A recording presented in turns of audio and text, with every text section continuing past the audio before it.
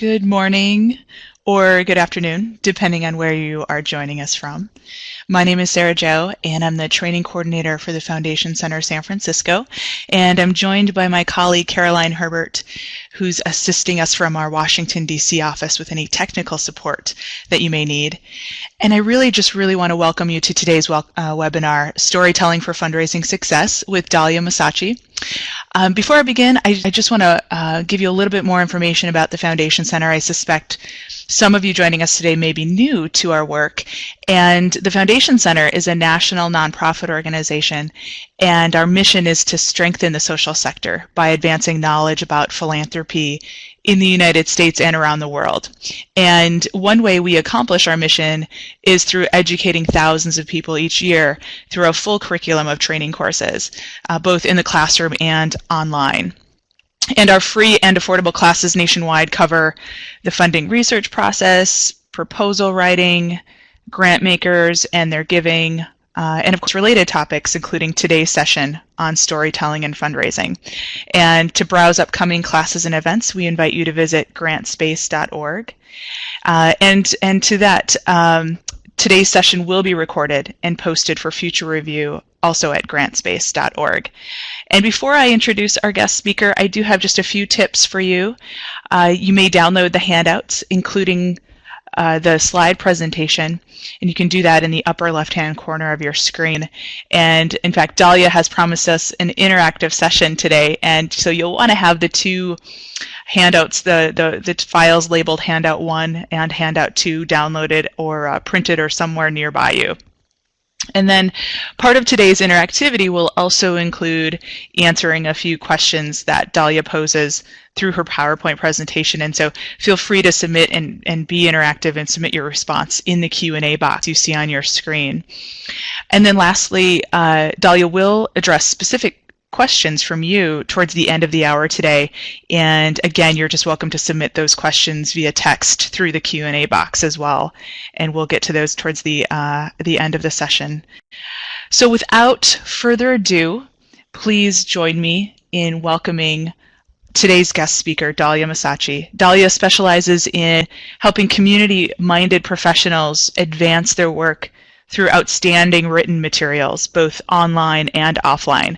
And she has worked with nonprofits for 20 years as a trainer, writing coach, grant writer, executive director, journalist, editor, organizer, the list goes on.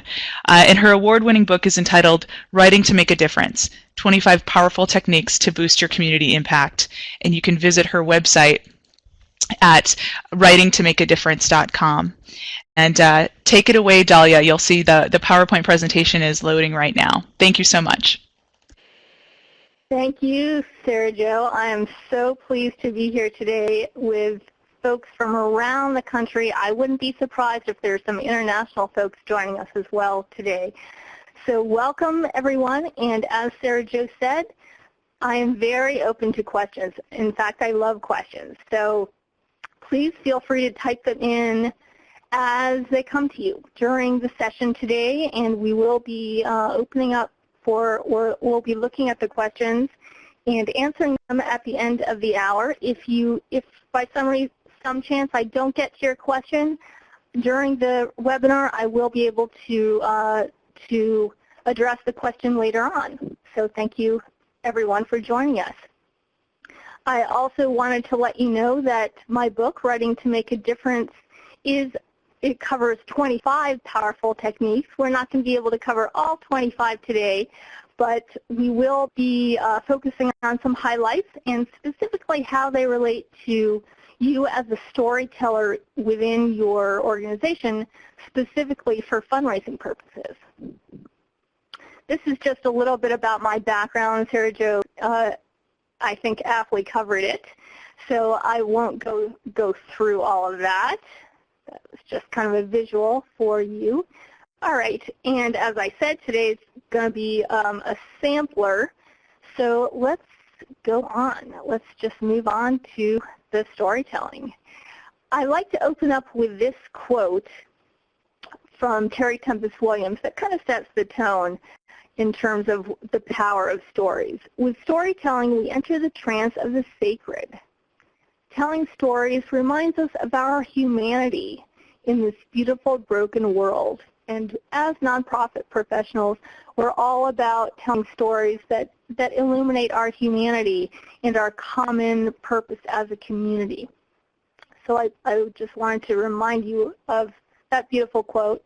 And this other quote from Alfred Hitchcock also tells us a little bit about the power of stories, or drama, as he says. Drama is life with the dull parts left out. So that's what we're all about today, focusing on that drama and making sure that it's interesting, exciting, and compelling. Before I dive in here, I just want to make a couple acknowledgments of what's going on here today. I know that writing can be hard, and we all get writer's block, including myself, even though I've been working at this for about 2 decades. So be gentle with yourself and realize that there are 2 big keys when it comes to writing. The first one is practice, and the second one is feedback. So hopefully you'll get a little bit of both of those today, definitely in terms of thinking about your writing, and then I'm hoping that you'll take what you learned today and bring it back to your organization, and you'll get some practice and hopefully some feedback from your colleagues. And the second one is that I recognize that there's a lot of expertise in what we have today, a virtual room. So please let's help each other and use that Q&A box, not only for questions, but for comments. I'd like to include as many of your insights as possible. Okay, so we're going to be looking at 3 main things today. We're going to identify the essential components of great stories. Then we're going to figure out how to dig them up in our organization. And then lastly, once we have them, how can we start shaping them to use in a maximal way to maximize them throughout our documents. Storytelling is a tool that you can use really in most, if not all, documents that you write for your organization in terms of fundraising and marketing. So I'm looking forward to sharing some tips about that today. And what I wanted to start with here is, now that you know a little bit about me and what we're up to today, I wanted to hear a little bit about you all. So just take one moment now and gently close your eyes. Take 2 deep breaths with me.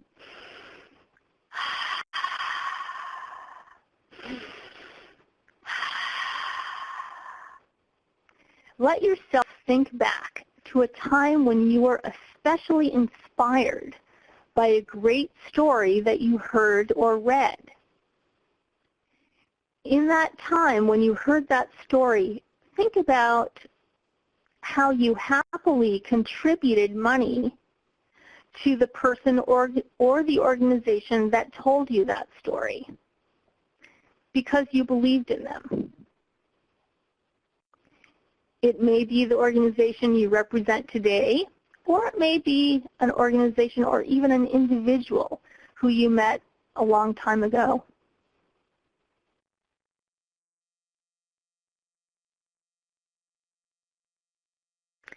Think about what was so compelling, inspiring, and interesting about that story.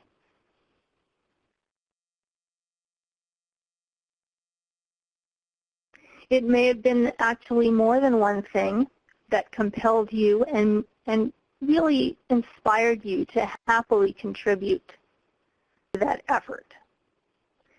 I invite you now to feel the feelings you had at that time when you were inspired by the story and you became part of it, part of making it happen again and again by contributing some funds to the effort.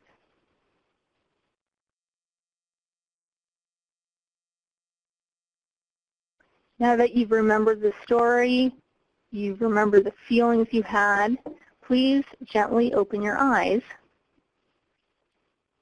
and type in a few words that come to mind when you describe that feeling you had, that feeling of inspiration that compelled you to contribute to that cause or that effort. Just a few words would be what we're looking for here.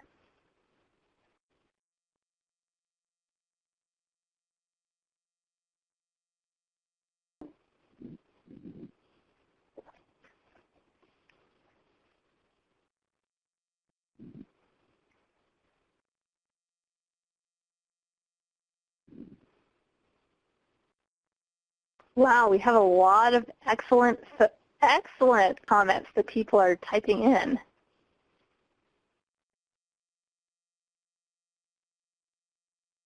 There's so many of them, I don't know if I can read them all. Sarah Jo, would you like to read a few of them? Sure. Impactful telling, being part of a cause, happiness and strength, commitment, the ability to make an impact or make a difference, to overcome barriers, humor and humanity, compassion and sharing strength, community. Those are a few that I see, that the work is important and the contribution will make a difference. Great. Okay. Wow. Those are all really powerful statements, and thank you. They keep coming in. Excellent. Thank you all for contributing your insights. Sarah Jo, can everyone see the Q&A box, see what other people are typing in? I'm hoping that everyone can see what wonderful things people are typing in, and it just keeps on coming. Okay, excellent. Let's move on, and feel free to keep typing them in. Type in some questions if they come to mind as we move forward here. Okay, so now it's story time. So when we think about stories, I like to think of them as slice-of-life word snapshots.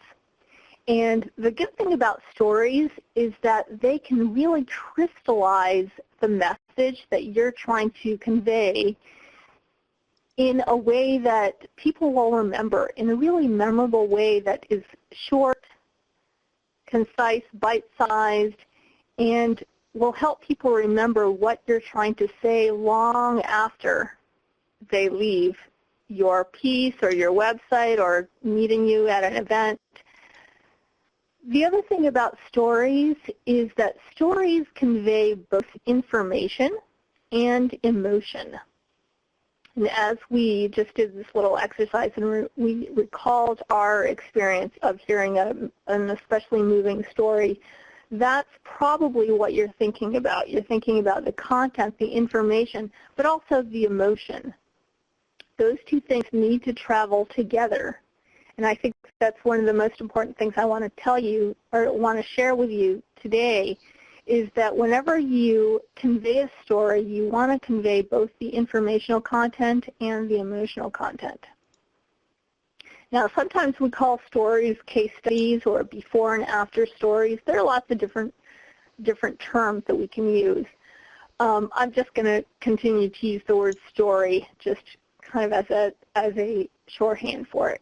The other thing I wanted to share about stories is that they illustrate your community's needs, the context you're working in, as well as how people, real individual people, benefit from working with your organization. And so we're looking at both the results of what has happened as a result of work with your organization, results or impact, sometimes we call it, and we're looking at it both short-term and long-term. So we're looking at what's happening right now as a result of your work, and then the long-term effects, perhaps ripple effects. We're also looking at why those things are important to your community. So all of these things are encapsulated in a story, a really powerful story that will help people, again, remember what your main message is and hopefully move them to contribute to your work. The other thing I wanted to say about stories is that stories form bonds from one person to the next. Storytelling is an ancient form of communication that humans have been doing throughout time. So it's something that we know really is core to human beings and core to human culture anywhere around the world. So I encourage you to think about how can you use stories in your work as much as possible. They should be a key tool in your toolkit. Okay. This quote from Bill Moyers emphasizes that once in East Africa on the shores of the ancient lake, I sat alone, and suddenly it struck me what community is. It is gathering around a fire and listening to someone tell us a story. So the words community and story are very related, very tied, and we can see that actually with people's typed in comments. The word community kept coming up. So what are some essential elements of a great story? Well, you may recall from middle school English class about the beginning, middle, and end of a story. These three elements are important to remember that you have to emphasize all three. It can't just be you pick up a story in the middle, but you have a beginning, middle, and end as a real kind of way to frame your story, or you want to bookend it with the beginning and end, and the main characters and plot happen in the middle. Those are some of the other elements. The characters, I encourage you to think about characters that are especially memorable. And the way that I like to talk about that is just thinking about people or animals in some cases that your donors are going to be especially caring about. People or animals they can relate to, people they can see themselves in or their neighbors in. So you're looking for that person or animal that it has that special connection with your donor. You're also thinking about an interesting time or place where you can kind of set your story in. And finally, you're looking for a before and after conflict resolution. So there's a problem at the beginning of the story, then the middle happens with your plot, and then the end shows the resolution of that conflict. Usually, in the context of a nonprofit, it's going to be, you're probably going to be talking about your clients, although not exclusively. Let's assume it's your client that comes to your organization or is exposed to your organization, and by working with you, they're able to resolve a conflict, solve a problem. So that's the plot that you're going to be telling in the story arc as you go through it. Here are some classic storylines, and you probably recognize them. They're very pervasive throughout our culture. I encourage you to think about how can you fit your work into at least one of these. These storylines are very recognizable, and people really tend to relate to them. So I would encourage you to think about how can one of these storylines work within your context. Give you a moment to look at this slide. Okay. So once you are thinking about stories and storytelling and looking for stories, where do you find them within your organization? Well, there are several places that you can look. I listed a few of them here. If you have any sort of setup within your organization to do any kind of interviews or focus groups, that would be a great place to look for stories. That is, if you're doing any kind of evaluation of your work, and hopefully most of you are, that is a great place to look for some stories. If you're asking people to do any kind of reports within your organization, you probably are doing a lot of funder reports and other types of reports. Those will carry some stories, and you want to think about making sure that you're able to access those stories just in a very easy way. So you might actually end up going around and asking your colleagues to see if they might know of some things that have come up in their work recently. One way to do this is actually at a staff meeting. Usually you have a staff meeting every week or every month or so, and you might want to ask for a 5-minute slot on the agenda to go ahead and ask around the table and see if people can share some especially strong things that stick in their minds, some stories with their clients or with their colleagues that might be good for you to keep track of. I'm going to refer now to handout number 1, which is the story bank record. And I encourage you as a fundraiser or a marketer in your nonprofit organization to start building a stockpile of those little gems, those stories. And you can use something like the story bank record. It's a very simple Excel sheet. And it's a way for you to keep track of the stories as they come from wherever within your organization or within when you're doing some outreach, if you're doing events, anywhere you come up with a story, I would encourage you to keep track of them, because then once you start to build a database of stories, you can keep that database for ongoing reference and revision whenever you need to access a story that has a particular relevance to whatever document you're writing. You can go back to the story bank record. And it's very simple. It just has the date, the program that is especially relevant to that story, and then a little bit about the theme or the storyline that carries throughout the story. Then I would ask to denote some of the characters, some of the main characters, and perhaps some of their characteristics. I encourage you to keep track of where that story is coming from, because you might need to go back to the colleague and ask for some more information. And then if there is any permission, special permission that you've obtained, for example, the ability to use the person's name or the person's picture, that's always helpful to know at your fingertips.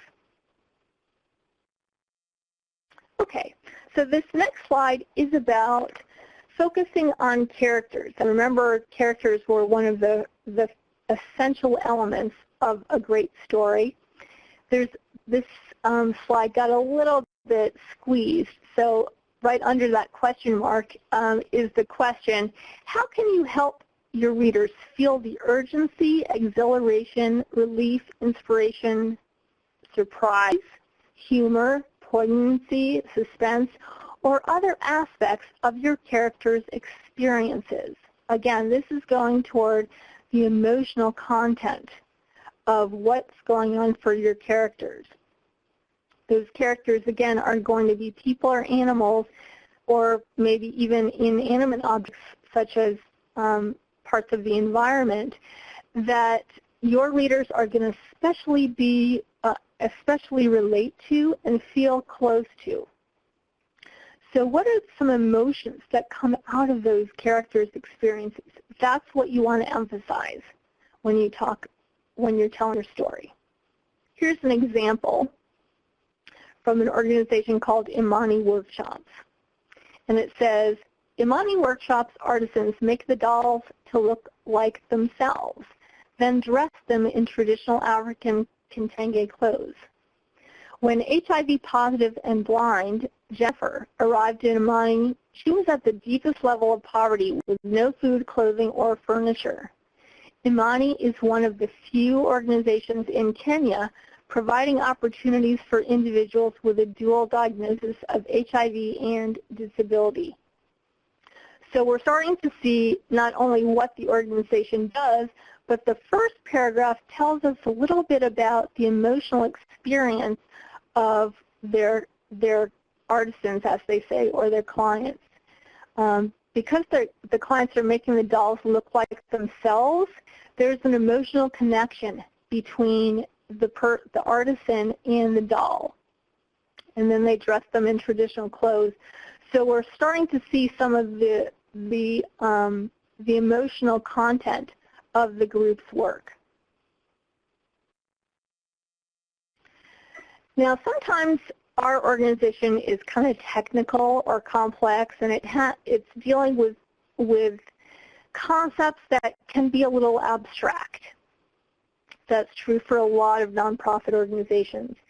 And I encourage you to think about how can you tell a story of perhaps one person or a small group of people that you work with to show how that complex or technical concept affects their lives. So you're conveying both informational content about what you do and how it affects people's lives, and you're going to share the emotional response or the emotional content that comes from that story when you focus on individual characters. Here are just a few examples of how to take a technical issue and turn it into a personal story. For example, if your organization works with a complex disease, show how it affects an individual child's afternoon, maybe on the playground or at school, etc. If your organization deals with something like math education, that's kind of a broad abstract concept, think about showing or telling a story about how an individual student might use that math education for their everyday personal life. Okay, here's my next tip about storytelling is to think about ways to put your reader into the story. Now, we already know that the reader is going to relate very well with the characters in the story, but I encourage you to think about the story as a story that is seen from the perspective of your reader. And I call that being reader-centered and not writer-centered. So you're kind of turning the tables a little bit. And I also encourage you to think in terms of the word you. Now, depending on the format of the document that you're writing, you may or may not be able to actually use the word you, but I always encourage you to think in terms of the word you. An easy way to do that is to pretend that your reader or your ideal reader is across the table from you, across the desk from you. As you're typing, you're having a conversation with that reader. Your conversation just happens to be on paper or on the keyboard in this case. So you're always thinking about if you had that conversation with your reader, you would think in terms of you, and you would speak in their language. You would use language that you know your reader is going to understand and reflect back to you. So that's the kind of conversation that you're going to have on paper or on the keyboard, as the case may be. Also, I encourage you to think about what values, needs, and interests might that reader have. Once you identify them, then you can think about how can you craft a story that keeps those values, needs, and interests in mind. Here's an example of a story that has both informational and emotional content and thinks about ways to bring the reader into the story. I'll give you a moment to read this slide.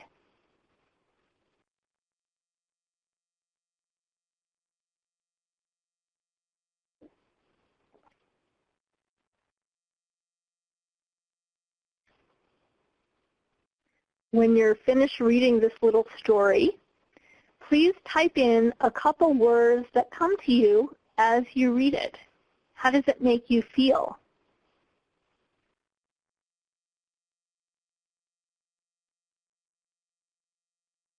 Just a couple words of how this little story makes you feel.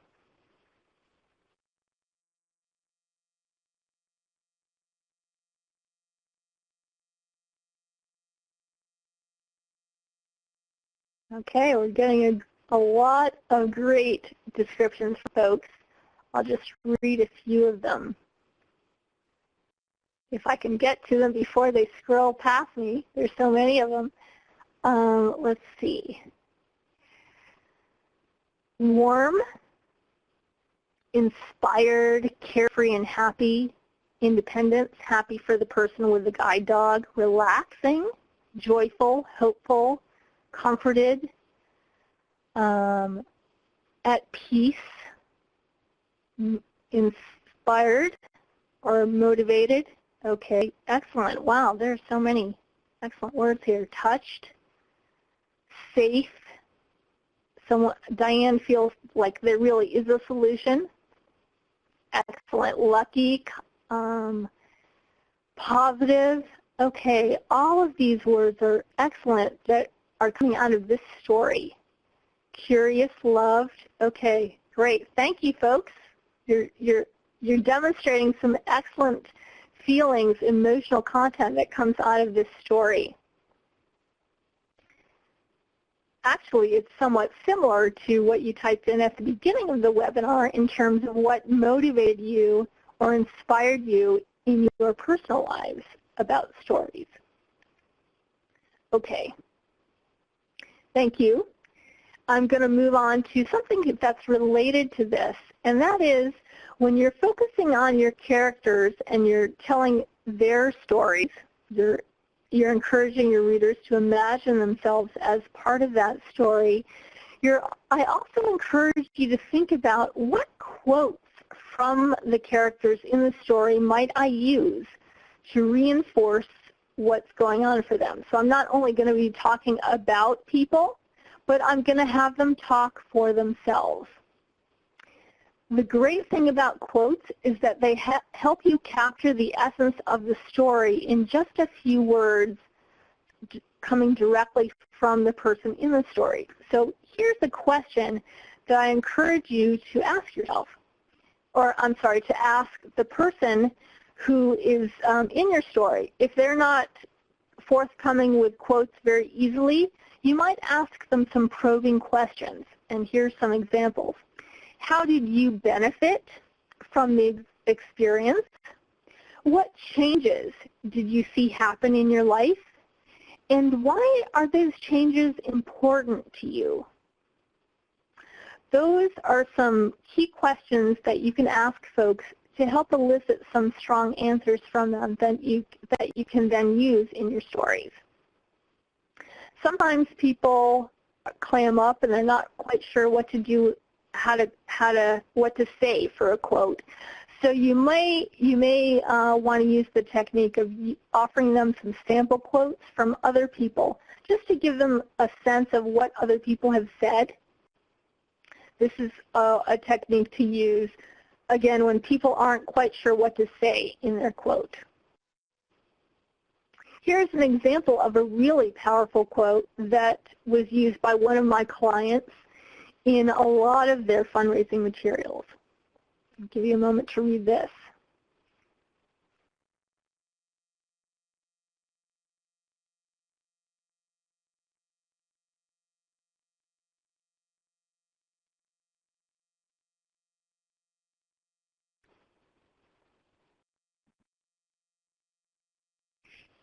Okay, this comes from the Center for Justice and Accountability, and they do legal cases against human rights perpetrators. So this quote comes from one of their clients, and I wish I had time now to ask you to type in some words that come out of this quote for you, but I'm sure they're very strong. That a lot of this quote really stands out for you. It did for me.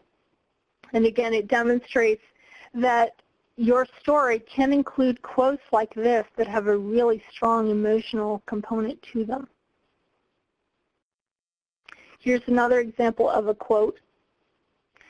Your work is very important to the artisans of Peru and throughout the world. Each day, the artisans at Bridge of Hope take on a responsibility and hope that their living conditions can be better. Okay, so it could be just a quick quote like this that refers to the stories of many of the clients. So it doesn't have to necessarily be a quote directly from one of your clients. It can be a quote from someone who works within the field about a variety of clients or the whole community. Okay, this slide gives you just a few other questions you might want to ask that can help elicit strong quotes from folks. I'm not going to go through all of these. You do have these slides as a handout, so I'm hoping that you'll be able to refer to them when the time is right. Okay, the last thing I wanted to say about quotes is that sometimes you have the opposite problem. Sometimes you have the problem of people saying a lot, saying too much, and kind of being overly chatty. Your job as the storyteller is to think about what are the best parts of what they're saying, the most tasty morsels of their quotes, because those parts are the parts that you're going to want to use in your stories. So you're looking for things that only they could say, not things that you could just say as a narrator, but think quotes that come directly from folks that no one else is going to be able to say in quite the same way.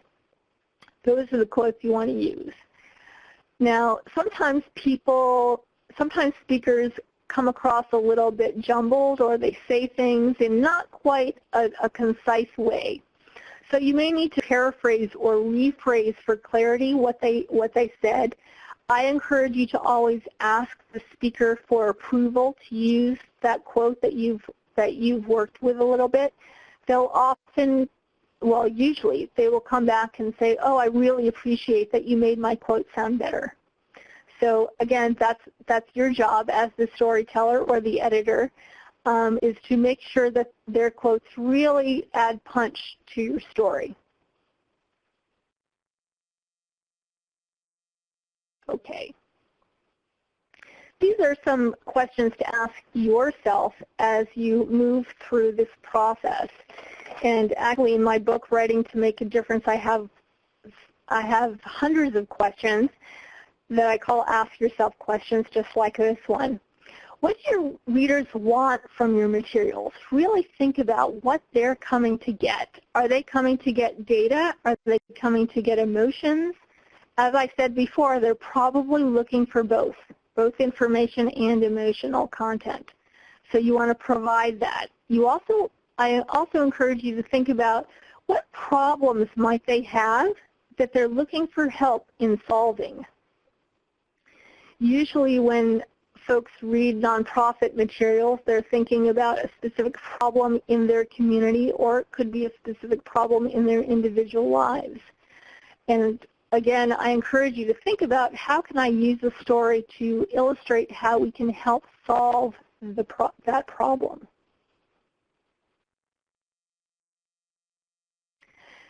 These next couple slides are just some examples of things that the problem solution kind of format for a little story. So this one is about a vacationer. When you go on vacation, you want to enjoy yourself in whatever way feels best. Notice how I'm using the word you a lot. With no worries or concerns. There's a little typo there, with no worries or concerns. But let's face it, your actions wherever and whenever they may occur always affect other people on the planet. Okay, so that's kind of setting up what the situation is, and that there may be, you know, a somewhat of a problem or concern on the vacationer's mind. Then the second paragraph goes into the solution. Our ecotourism organization makes it easy to let your concerns take a hike while your feet do. We worry about your ecological footprint so you don't have to. Okay. So this is thinking about what are some of the emotions that our characters are dealing with, or in this case the character is you, my reader who's a vacationer, and how can our organization help address those concerns? Here's another example, thinking about you, my reader, as an environmental educator. The first paragraph tells a little bit about what those problems might be. With diminishing resources in our public schools, you may find it increasingly difficult to keep up with the times. Then the second paragraph talks about what our nonprofit's website will do for you. on the EcoKids website, you will discover a wealth of up-to-date classroom resources that can help you work with your students. Again, envisioning the reader, taking the reader into account, and thinking about what are the issues on the reader's mind, then telling a little story about how our organization can help you resolve those problems. So what are some types of data you need to gather in terms of finding out what your reader is really thinking about? Well, there's a whole host of things that you can do in terms of reader analysis, or otherwise known as market research. My book has a whole inventory. I call it the reader inventory. These are just a couple things from that reader inventory that will help guide you through the data you need to collect. The first one is I encourage you to think about the values, hopes, and fears of people in your community. You can, again, find out about this information from what we talked about before, interviews, focus groups, evaluations, etc. The other thing I encourage you to think about is what do they already know or believe about whatever is the issue at hand within your organization, because you want to build on what they already know, and perhaps they have some misconceptions that you can clear up within your storytelling, within your messages. Okay, this talks about, this just gives you a couple more ideas about ways you can gather that information.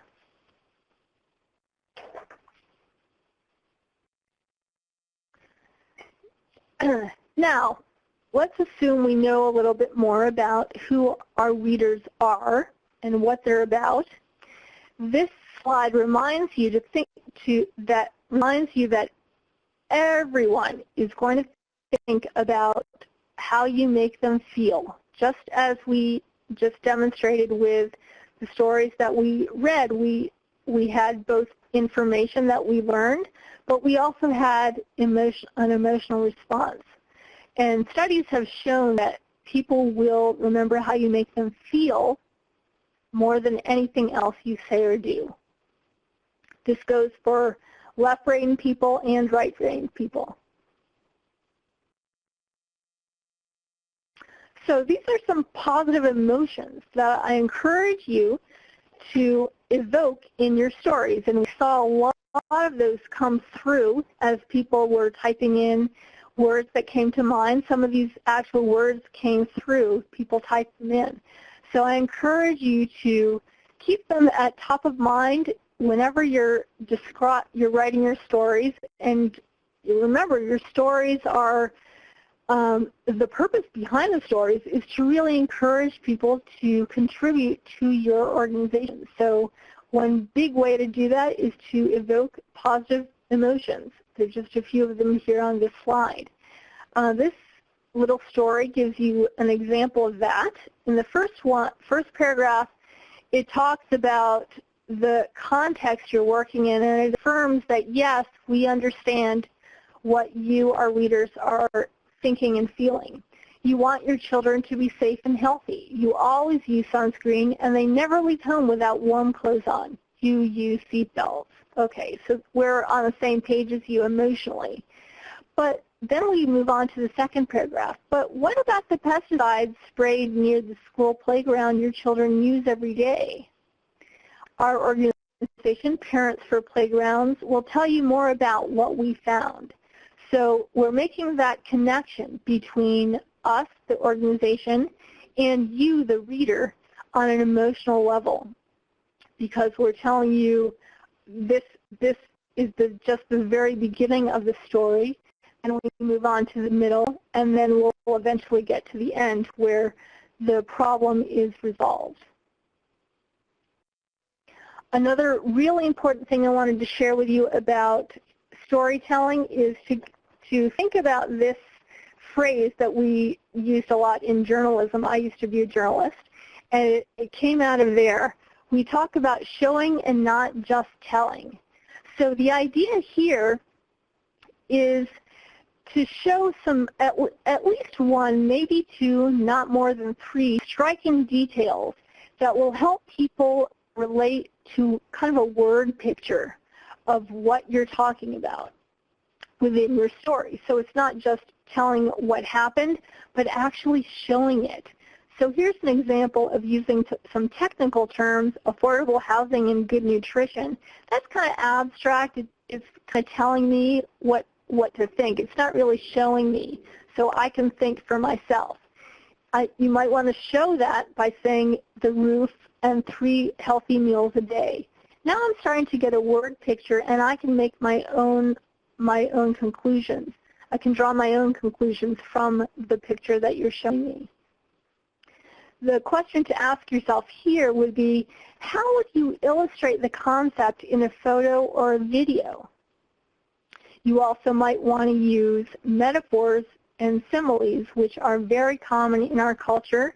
And in fact, recently, cognitive scientists have found that most humans are hardwired to think in terms of metaphors. So as writers, as storytellers, we can use that information. This slide just is kind of a joke slide. Gives you some funny metaphors and similes, but I included it because hopefully it will help you remember that using analogies is a great way to convey your story in a very short sentence or even a phrase. Some examples that have come out recently include the phrase Frankenfoods, which is a nice metaphor between combination between Frankenstein and food. Kind of tells a story just in one word. You might think about some common metaphors like carbon footprint, and you might, if you're within your organization, if you're thinking about if you're talking about lots of environmental damage, you might turn carbon footprint into carbon crater, for example. So you're taking a common metaphor that's in our language and tweaking it a little bit to make it stand out. I have a whole list of these in my book, common metaphors that can be tweaked a little bit. This organization, Frameworks Institute, took a really heavy report full of statistics which are kind of abstract and hard for people to grasp, and they turned it into a little story that was easy for people to deal with. I'll give you 2 seconds to read through this.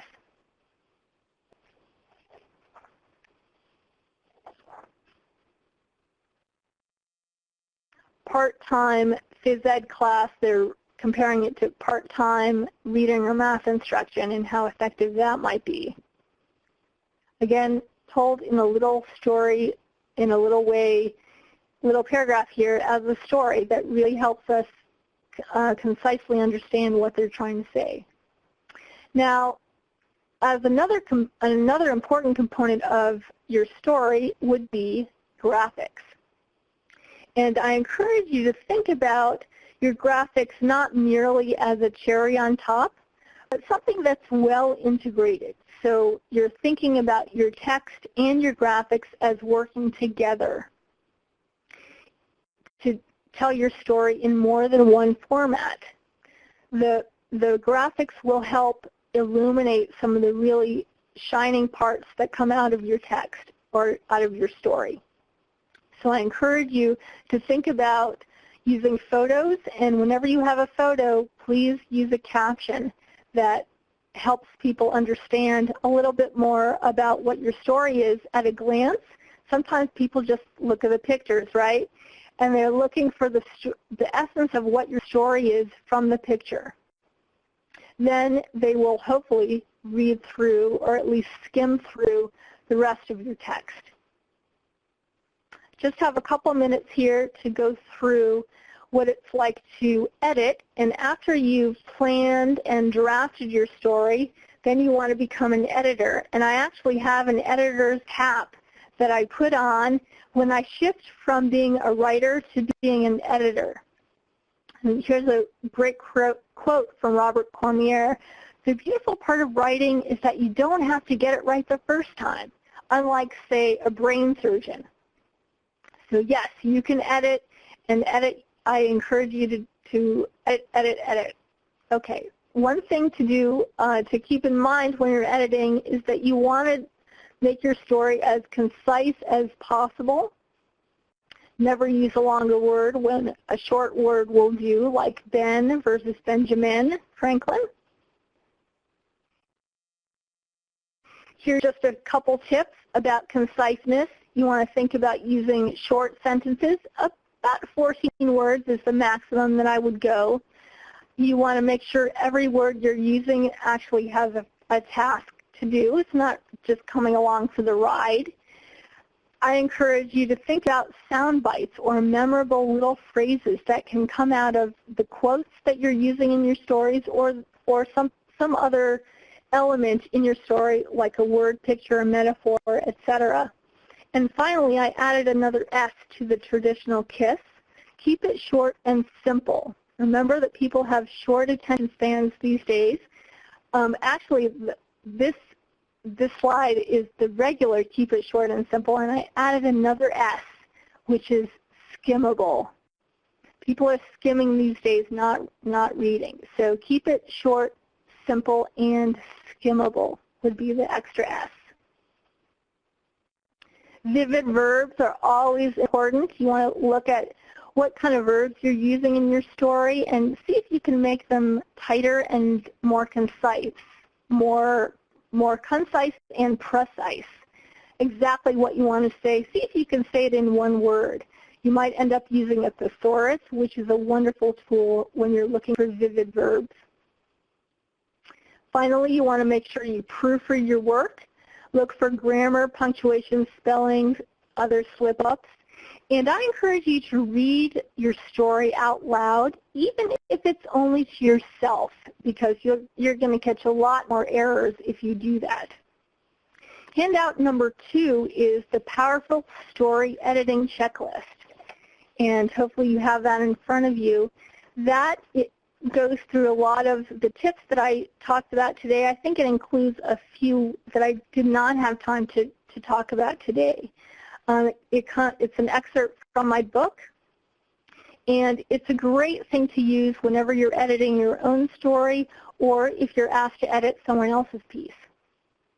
Finally, I wanted to let you know about a free service that I offer. It's called Writing Wednesdays. Every first and third Wednesday of the month, you can call in and get free feedback on whatever piece you're working on.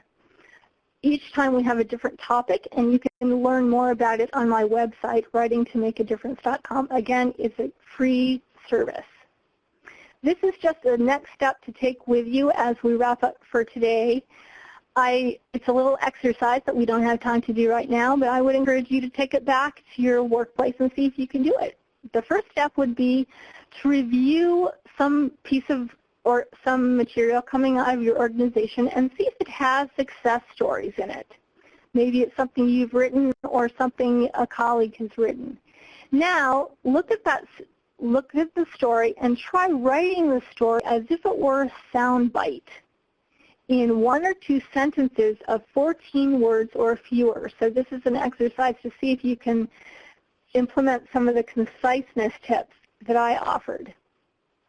You can then use that story on Twitter. If you're on Twitter, you can use it for lots of different pitches and lots of different fundraising materials or marketing materials.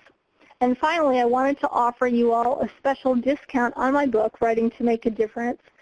It's available in paper and ebook formats. And you're eligible for a 25% off discount. And this is the special website to get that through August 8th. It's writingtomakeadifference.com/August. And now I'm going to turn it back over to you, Sarah Jo. Thank you, Dalya. That was so fantastic, and I think our attendees agree. I have a few questions that came through in the last hour that I'll pose to you. I do want to remind everyone, one of the questions that came through was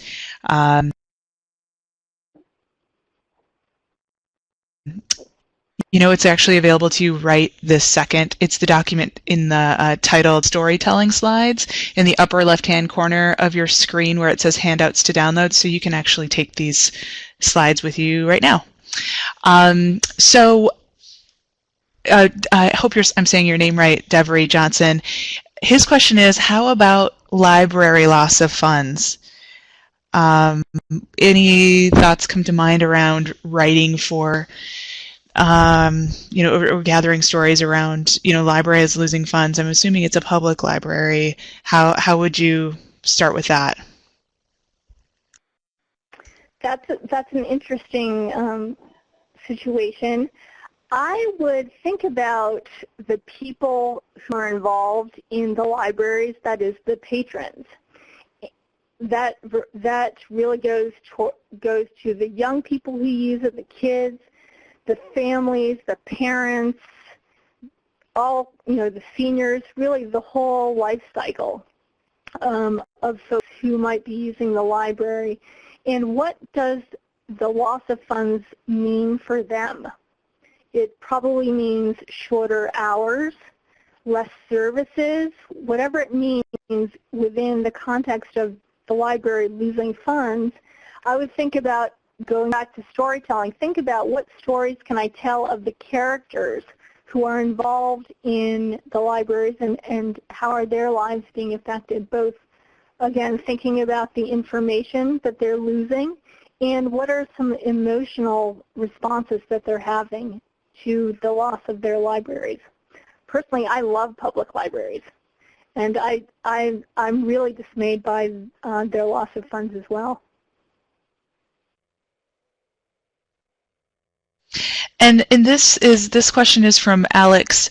And this, I'm trying to remember, he posed this question a little while back. Okay. And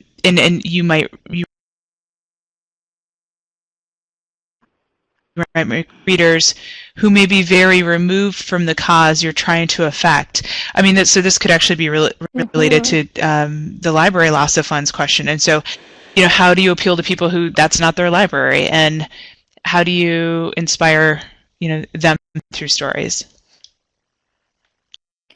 So I had a little trouble hearing you. So it's specifically about you're writing stories for people who are not directly connected to the problem?